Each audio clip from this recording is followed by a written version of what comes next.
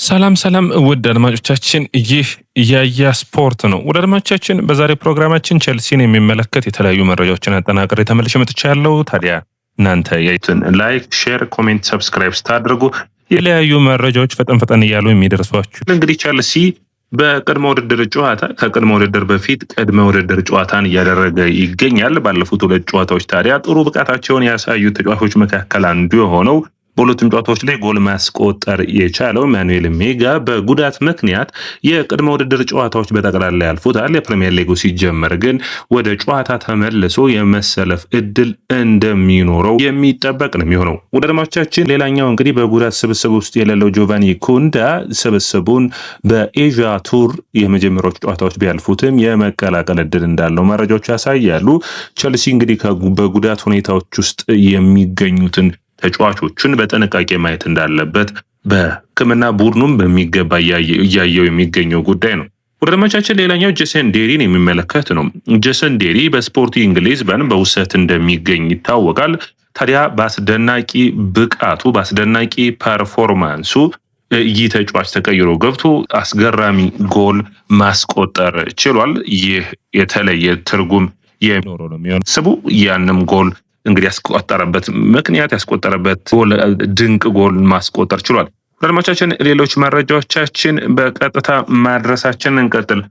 ሌላኛው መረጃችን የሚሆነው እንግዲህ ቸልሲና ሽያጩን ይመለከታል። እንግዲህ በዝውውር መስኮቱ ቸልሲ ፊርማዎቹ ላይ የሚደነቁ ነው። አሁን ደግሞ በሽያጩ ረገድ ደግሞ የሚያስገርም ቡድን ሆኖ መጥቷል ማለት ይቻላል። ይህንን ተከትሎ ታዲያ ቸልሲ ባልተጠበቀ ሁኔታ በስብስብ ውስጥ ከሚለቁ ተጫዋቾች መካከል ፔድሮ ኔቶ አንዱ ሊሆን ይችላል ይለናል ዴይሊ ሜል። ማንቸስተር ሲቲ እና ሊቨርፑል የዚህ ተጫዋች ፈላጊ ናቸው።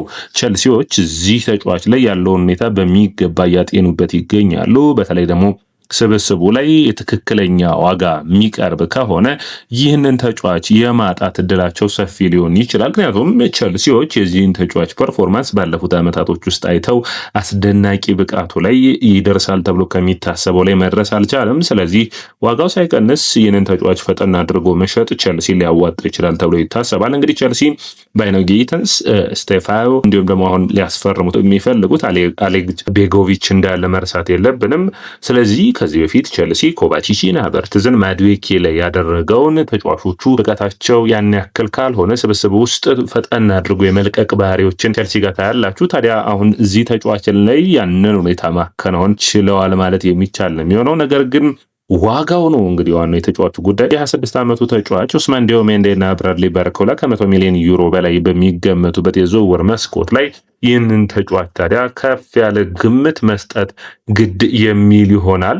ውድ አድማጮቻችን ታዲያ ቸልሲ 100 ሚሊዮን ዩሮ፣ 90 ሚሊዮን ዩሮ፣ በተለይ ደግሞ ሊቨርፑል እንግዲህ በቀኝ መስመር ላይ በዝውውር መስኮቱ ላይ ብዙ ተጫዋቾች የሉም። ታዲያ ይህንን ተከትሎ አንዱ አማራጭ ሊሆን ይችላል የኤንዞ ማሬስካም እንግዲህ በመልሰው ከቀድሞ ተጫዋቾች ጋር የሚገናኙ ይሆናል። ማሬስካና ቸልሲ እንግዲህ የምታስታውሱት ነው፣ በጥሩ ሁኔታ አልተሰነባበቱም። ቸልሲ የሚያወጣው የአምና ሙሉ በሙሉ ችግራችን የአምና ሙሉ በሙሉ ውድቀታችን የማሬስካ ስህተት ነው፣ ማሬስካ ስብስቡን መልቀቁ ነው የሚል አስተያየትን ሰጥቷል። ከዛ ውጭ ማሬስካን በሚመለከት ቀጥታ ገንዘቦችን ተቀብለዋል። ይህንን የምታውቁት ነው። ሁለተኛ ደግሞ ማሬስካ ራሱ ደግሞ ከኮንትራቱ ላይ ክፍያዎችን መፈጸሙ የሚታወስ ነው። ኔቶን በሚመለከት ምን ይሰማል ካላችሁኝ ባለፈው ውድድር ዓመት ጥሩ የውድድር ዓመትን አላሳለፈም እንደ ሌሎች ተጫዋቾች በሙሉ ማለት የሚቻል ነው የሚሆነው። ኔቶን ብቻ ለይተን መወቀስ የምንችልበት አይመስለኝም። መድረስ የሚችልበት ቸልሲ ቤት ውስጥ ያሳያል ተብሎ ከሚጠበቀው ብቃት አንጻር እዛ ላይ ደርሷል ወይ ካላችሁኝ አይ አልደረሰም። ነገር ግን በፕሪሚየር ሊጉ ያለውን ልምድ አንጻር ቸልሲ በስብስብ ውስጥ በማንም ሳተካ ለምሳሌ አርሰናል ቤት ውስጥ ማንቸስተር ሲቲ ቤት ውስጥ ሂዶ እኮ ይህ ተጫዋች እኮ ቋሚ የመሆን እድሉ ጠባብ ነው። አንቶን ሴማዮና ዶኩ ናቸው ቋሚ የሚሆኑት፣ ቤንች ነው የሚሆነው አይደል? ማንቸስተር ሲቲ ስብስቡን በዚህን ያክል ሲያጠናክር ቸልሲ ልምድ ያለውን ኔቶን መልቀቁ ልክ ነው ወይ ብላችሁ ታስባላችሁ? በእኔ እይታ ይህ ስህተት ነው። ቸልሲ ስብስብ ውስጥ ማጠናከር እና በፐርፎርማንሱ ረገድ የተሻለ ብቃት የሚያሳየውን ኔቶን ማቆየት ስብስቡን ማጠናከር ነው ብዬ አስባለሁ። ነገር ግን በፕሪሚየር ሊጉ ብቻ መሳተፉን ቸልሲን ተከትሎ ተጫዋቾችን ለቀህ በተሻለ ተጫዋቾች መተካት የሚቻል ይሆናል። ነገር ግን ቸልሲ ይህንን ተጫዋች ቢለቅ ቤጎቪችን ቢያመጣ ለምሳሌ በእድሜ በልምድ በብዙ ነገር የዚህ ተጫዋች የተለየ ሊሆን የሚችልበት እድል አለ። ምክንያቱም ገና 18 ዓመት ታዳጊን አመጣ በፕሪሚየር ሊጉ ልምድ ካለው ፔድሮ ኔቶ ጋር መወዳደር የሚችል አይመስለኝም። ሌላኛው እንግዲህ የሳውዲ ክለቦች ይፈልጉታል የሚል ነው። ሳውዲና የፖርቹጋል ተጫዋቾች ደግሞ እንደምታውቁት ነው ሮናልዶ፣ ጃኦ ፌሊክስ፣ ጃኦ ኔቬስ እያልን መጥቀስ ምንችላቸው ናቸው። ቸልሲ ደህና ገንዘብን የሚያገኝ ይሆናል ወደ ፖርቹጋል የሚያቀና ከሆነ። ነገር ግን ዝውውሩና ሂደቱ ሌላኛው ወሳኙን ምዕራፍ የሚይዝበት እድል እንደሚጠበቅ ነው። ወደ አድማቻችን ቻሎባህና ኮሞን የሚመለከት ሌላኛው መረጃ ነው የሚሆነው። ቸልሲ አሁንም የቀረበለትን ጥያቄ ሙሉ በሙሉ ውድቅ አድርጓል። ኮሞ ተጫዋቹን ለማስፈረም ሙከራዎችን ማድረግ ብቻ ሳይሆን ተጫዋቹም ጋር ለመስማማት ጫፍ ደርሷል። ነገር ግን ከቸልሲ ጋር በዋጋ ጉዳይ የመስማማት እድላቸው ከጊዜ ወደ ጊዜ እየጠበበ እንደመጣ መረጃዎች ያሳያሉ። አሁንም ቢሆን ግን ኮሞዎች ጥረታቸውን የሚቀጥሉ ይሆናል። ቸልሲ 35 ሚሊዮን ዩሮ ወይ 30 ሚሊዮን ፓውንድ ነው ኮሞውን እያቀረቡ ያሉት፣ ወደ 25 ሚሊዮን ፓውንድ አካባቢ ነው። ድርድሮቹ እንግዲህ መጠናቀቃቸውና በመጨረሻም የቸልሲ ተጫዋቹን የማስፈረም እድሉን በሚገባ ማጤን ይፈልጋሉ። ውድ አድማጮቻችን የላኳ ፊርማ በይፋ የሚረጋገጥ ይሆናል። በይፋ ከፈረመ በኋላ ግን ተጫዋቹ ሙሉ በሙሉ ትኩረቱን የሚያደርገው ወደ ረፍቱ ነው የሚመለሰው። ለፈረንሳይ ብሔራዊ ቡድን ያየነው እንደነበር የሚታወስ ነው። ታዲያ ይህ ተጫዋች እንግዲህ አሁን በሚገባ መታየት የሚጠበቀው ማለት ነው። ደርማቻችን ላኳን በሚመለከት ታዲያ የቅድመ ውድድር ጨዋታዎቹን ቸልሲ በተለይ ወደ ተመልሶ በስታንፎርድ ብሪጅ ሲያደርግ የሚመለስና ያኔ ቡድን ውስጥ የሚካተት ይሆናል። ነገር ግን ረፍት ላይ እንደሚሆን የሚጠበቅ ነው። ስለዚህ በቅድመ ውድድር ጨዋታዎቹ ወቅት ላናየው የምንችልበት እድል ሰፊ ነው የሚሆነው። ደርማቻችን እንግዲህ ቸልሲ ጋር በተያያዙ ሌሎች መረጃዎችንም ላቅርብላችሁ። ደርማቻችን ሌላኛው መረጃችን የሚሆነው ቸልሲ እንግዲህ የጆን ስቶንስን ጉዳይ በሚመለከት ምን ደረሰ የሚል ነው። እንግዲህ ጆን ስቶንስ ላይ በሚመለከት ቸልሲ ጠንካራ ያለ ፍላጎት አለው። በተለይ ደግሞ በቅርብ ጊዜያቶች ከአርሰናል ጋር ተጫዋቹ ስሙ ተያይዞ ነበር። ከአርሰናል ጋር ካወራ በኋላ ግን በድጋሚ ወደ ቸልሲ ተመልሷል ማለት ይቻላል። ይህ ሀሳብ ቸልሲዎች ለማስፈረም ተጫዋቹን ይፈልጋሉ። ቸልሲ ትንሽ አስቸጋሪ የሚያደርግበት የደሞዙን ሁኔታ ማጤን ይመስለኛል። በደሞዝ ረገድ ይህ ተጫዋች ማለት ነው በቸልሲ ቤት የሚያገኘውን ቸልሲ ያለው ስታንዳርድ አለ፣ በነፃ ነው የሚፈርመው። ስለዚህ እዛ ሁኔታዎች ላይ በሚገባ ማጤን ይጠበቅበታል። ሌላኛው የጉዳት መረጃው ነው ደድማቻችን በጣም አሳዛኝ ነው ያገኙት። እንግዲህ ባለፉት 10 ዓመታቶች ውስጥ ጆን ስቶንስ በማንቸስተር ሲቲ ቤት ተጫውተዋል። ነገር ግን ያለፈው ዓመት ማለት ነው 12.8% ጨዋታዎችን ነው መሰለፍ የቻለው። ታቻምና ወደ 15.9% ነው።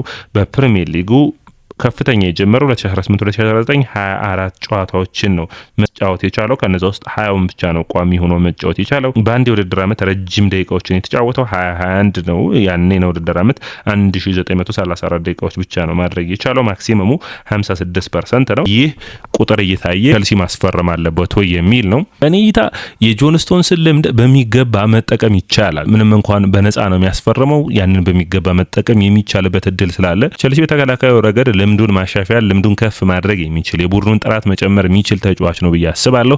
ያንን በሚገባ መጠቀም የሚቻልበት እድል አለ።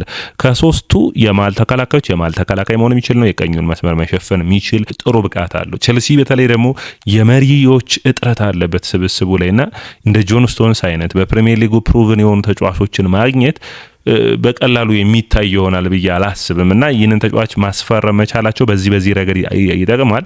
ነገር ግን ደግሞ መረሳት የሌለበት ሁሌም እግር ኳስ ይህን ተጫዋች መልሶ ለመሸጥ እንዲሁም ደግሞ በተለያዩ ሁኔታዎች ውስጥ አልፎ ተጫዋቹን ለማሻሻል የሚቻልበት ሁኔታ የሚገኝ አይመስለኝም። አስደናቂ ብቃት ያለው ተጫዋች እንደሆነ የሚታወቅ ነው።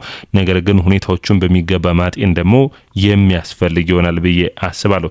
ውድ አድማጮቻችን ሌላኛው መረጃችን የሚሆነው ቸልሲ ጋር ሳንወጣ እንግዲህ የብላጎቪችን መረጃዎችን ላድርሳችሁና የዝውውር ፕሮግራሞቻችን እናጠናቀቁ። ውድ አድማጮቻችን እንግዲህ ከነዚህ መካከል አንዱ የሚሆነው እንግዲህ የዣቪ አሎንሶ ስብስቡን በተለያዩ ሁኔታዎች እያጠናከረ ይገኛል። አንደኛው የላኳ ዝውውር ቡድኑ ተከላካይ መስመሩ እንደሚያጠናክረው ይታወቃል።